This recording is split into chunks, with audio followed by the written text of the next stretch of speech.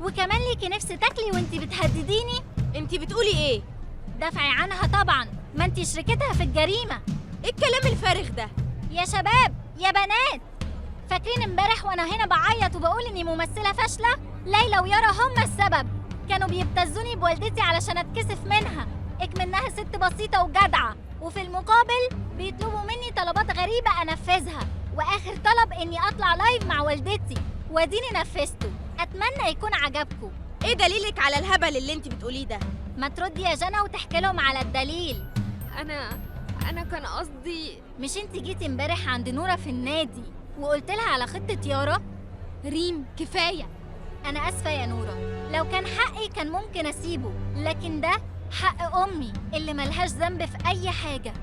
انا اسفة يا جنى. شفتي؟ اهي نورة ما حافظتش على سرك. انا كمان بقى مش هحافظ على سرك اكتر من كده يا جنى. اهو. ايه ده؟ هي راسها عاملة كده ليه؟ عشان كده مش بتقلع الكاب. هي ليه شعرها عامل كده؟ انا بكرهك يا يارا.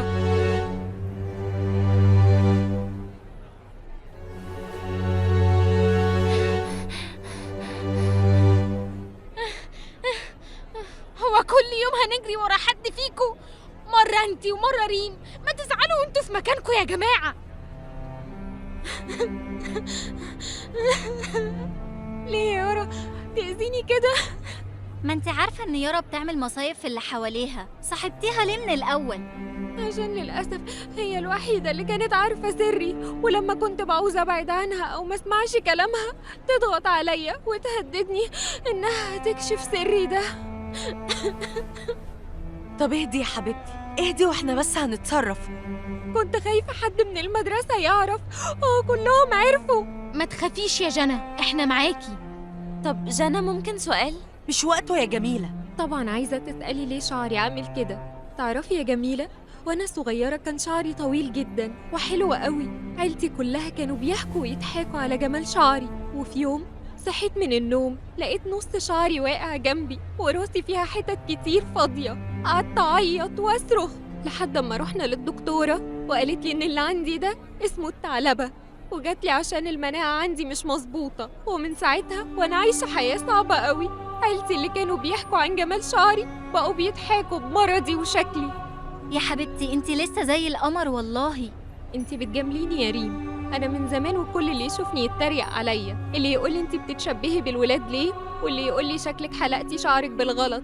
ده انا حتى ما كنتش بعرف العب مع اصحابي، كل ما اقرب من حد منهم اهاليهم يقولوا لهم ابعدوا عنها عشان ما تتعدوش منها، فما بقيتش اخرج من اوضتي، وكل ما اشوف منظر شعري اتعب، لدرجة اني شلت كل مرايات البيت.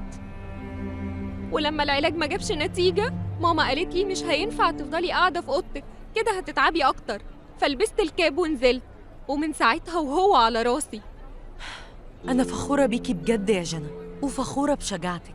شجاعة ايه يا مس رضوى؟ ده انا مخبية شعري على طول. يا حبيبتي انتي بالرغم من كل اللي حصلك ده إلا إنك نزلتي من بيتك تاني وبدأتي تمارسي حياتك الطبيعية، وتروحي وتيجي وتلعبي كورة. كل ده ما يطلعش غير من واحدة شجاعة زيك.